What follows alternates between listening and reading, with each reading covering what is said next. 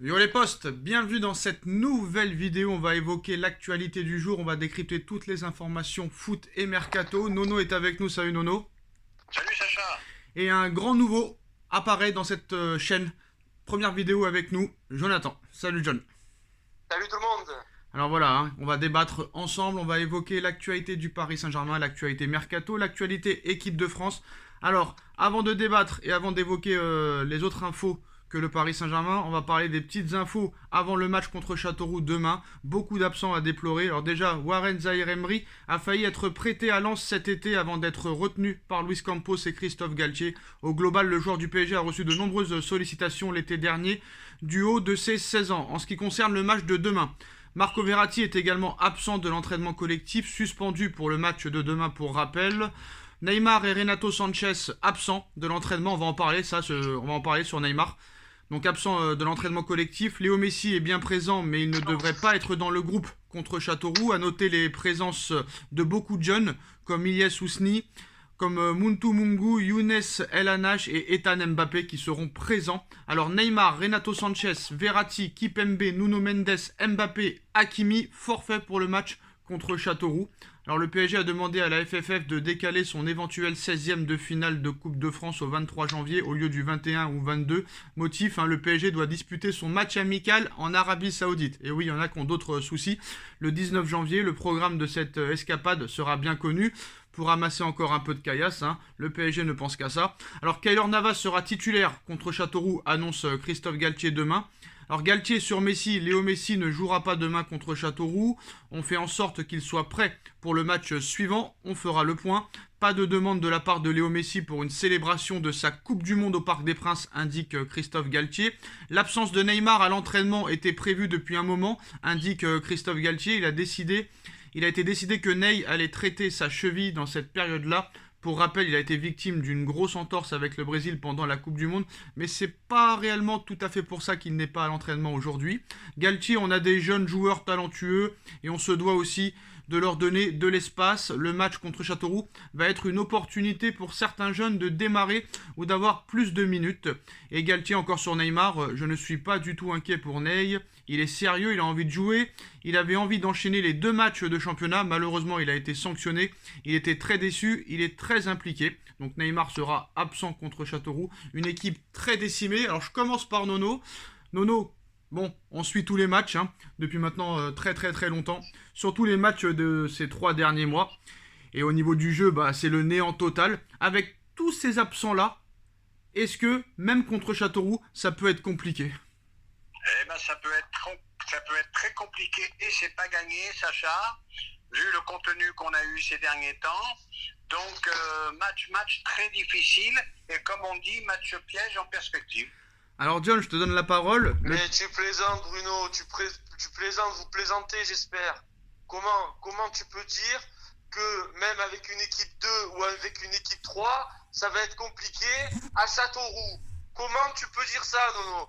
Comment?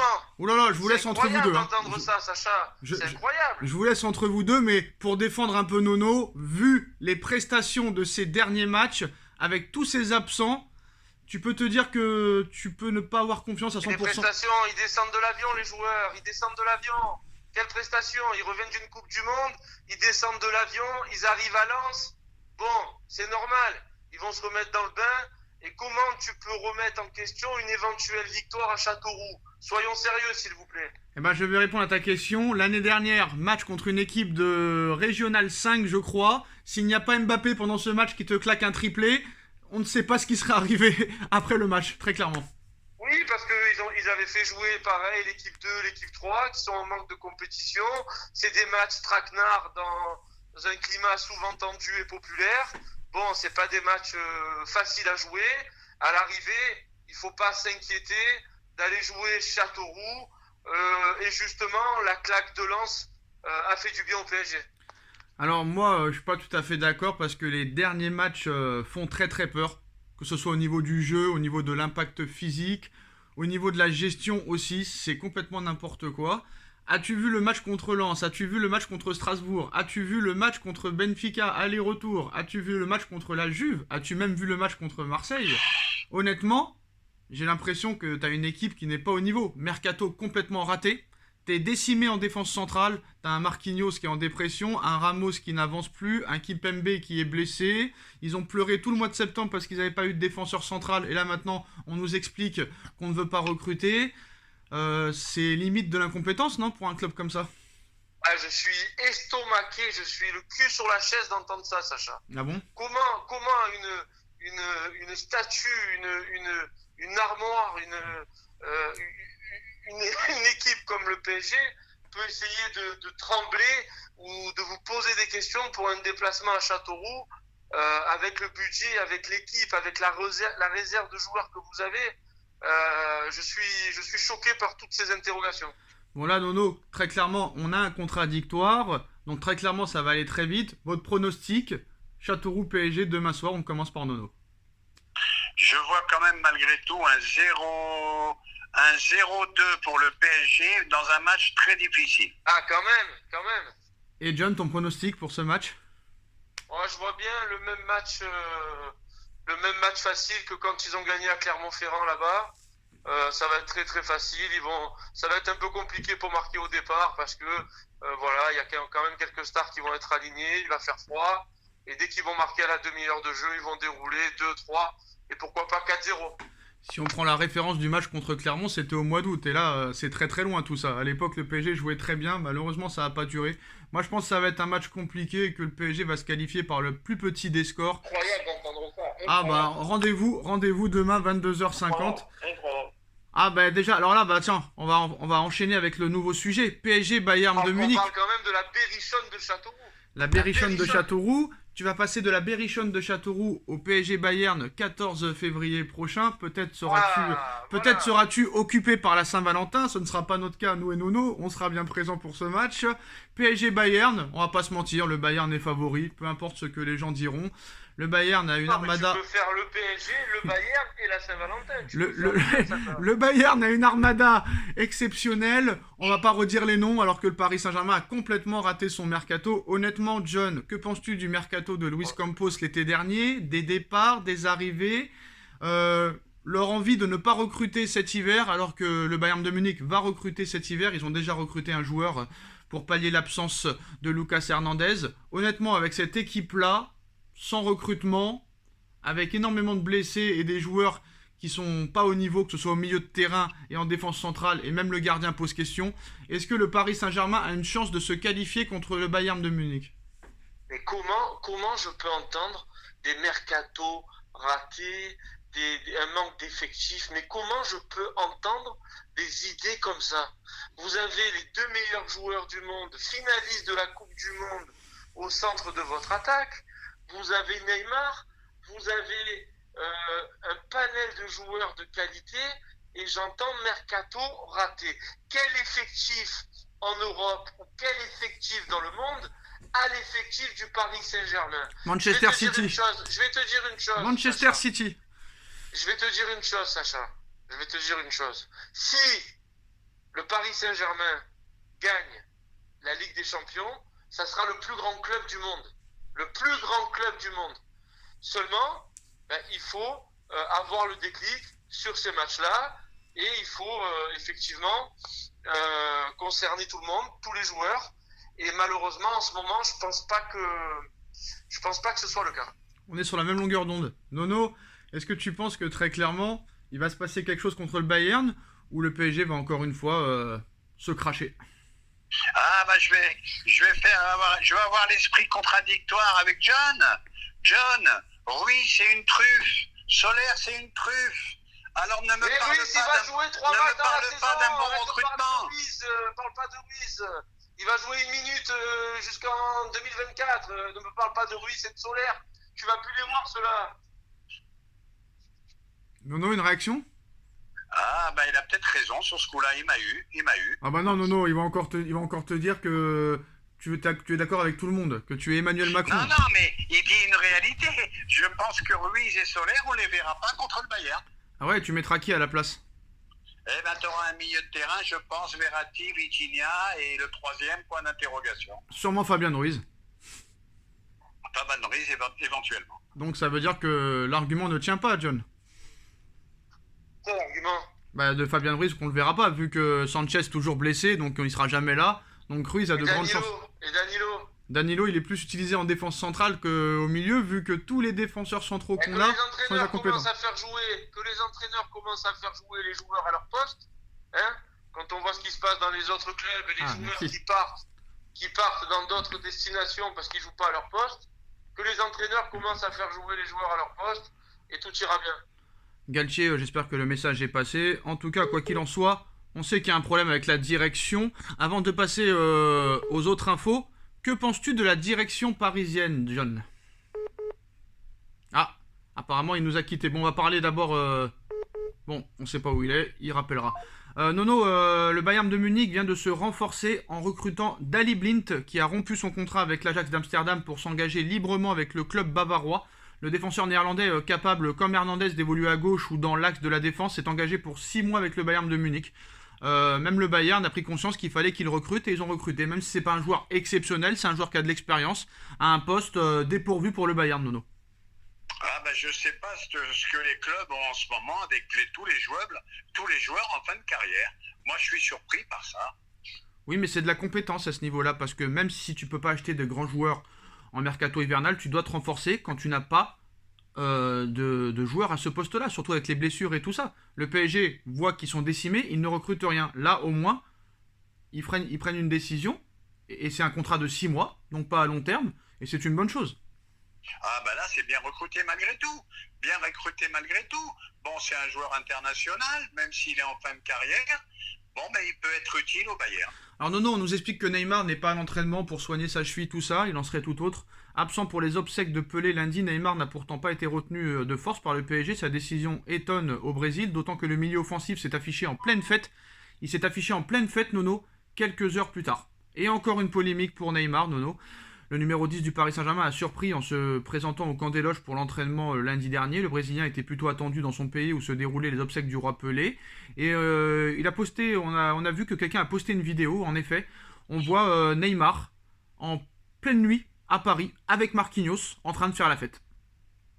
Et la femme de Marquinhos, exactement. Voilà. Voilà, donc eh ben, les vieux démons reviennent.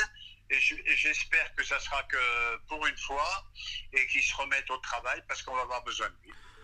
Donc rien n'a changé, hein. Neymar qui fait la fête à quelques semaines d'un match de Ligue des Champions, rien n'a changé. Tu pensais qu'il allait redevenir sérieux, tu nous as fait croire ça, Nono, tu nous as menti. Eh ben tu sais que Neymar il lui en faut pas beaucoup pour repartir en fête. Est-ce que je peux donner mon coup de gueule d'aujourd'hui? Ah, jamais, toujours. Ben voilà, le frère d'Mbappé, je pense qu'il a le même boulard que son frère. T'as vu la tronche qu'il a fait quand ils ont fait la haie d'honneur à Messi? Moi, c'est un manque de respect. Ça me paraît incroyable qu'un gamin de 16 ans se permette de faire ça. Et que Mbappé, il aille à New York. Pour éviter cette célébration, c'est pas un manque de respect? Non. Est-ce qu'on en parle de ça? Allez, Nono, hein, bats-toi, petit frère. Et voilà. Parlons de la communication. Parlons de la communication du PSG sur cette affaire. Parlons. Parce que dans la haie d'honneur, vous regardez des captures d'écran d'un petit de 16 ans qui tourne le visage pour faire des histoires, mais que Mbappé parte à New York pendant que Messi revienne au camp des loges, ça personne n'en parle. Ah si, on en parle, tout était prévu. Hein. Ni les radios, ni les télés, ni les réseaux sociaux, ça a choqué personne. Que le retour de Messi coïncide, en plus, on en a parlé. Avant un match, à un départ de Mbappé à New York avec son copain Hakimi. On en a parlé, monsieur John, hier, on en a parlé dans la vidéo. Qu'est-ce que vous en avez conclu? On en a conclu que le Paris Saint-Germain a tout fait pour que les deux s'évitent, très clairement. Voilà. Exactement. Voilà. Alors on va finir cette vidéo avec encore l'histoire Karim Benzema, équipe de France. Hein, comme vous le savez, la chance et révélation sur le départ de Benzema juste avant le début de la Coupe du Monde. On a pu entendre hier sur RMC, hein, l'Afterfoot, des nouvelles déclarations de Riolo sur l'affaire Karim Benzema et l'équipe de France. On en a beaucoup parlé. On l'a foutu dehors, il y avait certaines tensions, et oui, certains joueurs n'étaient pas mécontents de le voir partir, comme Griezmann, Lloris ou même Giroud, assure le journaliste de RMC au micro de l'Afterfoot, avant d'assurer que Mbappé était quant à lui moins concerné par le départ de KB9. Mbappé, il s'en foutait un peu, ça lui faisait ni chaud ni froid. Mais oui, il y a des joueurs, des cadres qui n'était pas mécontent de le voir partir, Deschamps en premier. Donc que Benzema soit là ou pas, ça change complètement le positionnement de Griezmann. Deschamps nous a donc menti de A à Z. Réaction sur cette interview? Eh ben, réaction, j'ai eu une confirmation que Benzema aurait pu être établi pour les quarts ou au moins les demi. Même les huitièmes. Pour moi, Même les huitièmes. Hein. ou les huitièmes. Pour moi, de toute façon, tu sais que je suis en plein désaccord avec Riolo. Qu'est-ce que tu fais, Nono? Tu mets Giroud sur le banc et tu fais jouer Benzema? C'est qui met la tête contre l'Angleterre? C'est qui met la tête contre l'Angleterre? Qui c'est qui te qualifie? Donc tu utilises Giroud pendant 3 matchs et après tu dis Giroud, écoute, tu m'as qualifié en quart et en demi et on va laisser la place à Karim qui est... Oh, il y a le management. Il y a le management. Il y a le management, Nono. Nono, il y a le management. Qu'est-ce que t'as à dire sur ça? On a un jeune déchaîné, mais ça n'empêche pas de dire, que des... Riolo qui s'occupe de ce qu'il a à s'occuper, au lieu de faire des histoires. Bon, laissez répondre Nono, laissez répondre Nono. On a gagné la Coupe du Monde, on est finaliste de Coupe du Monde, vous devriez lui faire une statue. Coupez-lui le micro, coupez-lui le micro. Nono, réaction. Ah, je coupe le micro à Jonathan, je vais couper le micro. Ça n'empêche pas que je suis d'accord avec Riolo. Ils l'ont foutu dehors, point final. C'est mal, ça va dépasser l'écart. Tu as été éliminé avec Para-Suisse. Ah, Sacha, fais le médiateur, ça part en clash entre John et moi. C'est vrai qu'avec Benzema, l'équipe de France n'a jamais rien fait, faut pas se mentir, mais c'est quand même le Ballon d'Or 2022. C'était le Ballon d'Or 2022. Avais-tu le droit de le virer comme ça, alors qu'il met un doublé avec sa rentrée au Real? On remet pas en cause ses talents de joueur. Moi, je l'ai vu jouer, Benzema. Je l'ai vu jouer au Camp Nou. J'étais parti au Camp Nou pour voir Messi. Ce soir-là, j'ai vu que Benzema. J'ai milité pour son retour en équipe de France. Mais tu peux pas, à un moment donné, Giroud qui te qualifie contre l'Angleterre, dire à Giroud, oh Giroud, tu es bien gentil, tu nous as qualifié contre l'Angleterre, tu vas aller sur le banc, et en finale, on va faire jouer Benzema. Mais vous plaisantez ou quoi? Nono, qu'est-ce que tu as contre Deschamps et Olivier Giroud?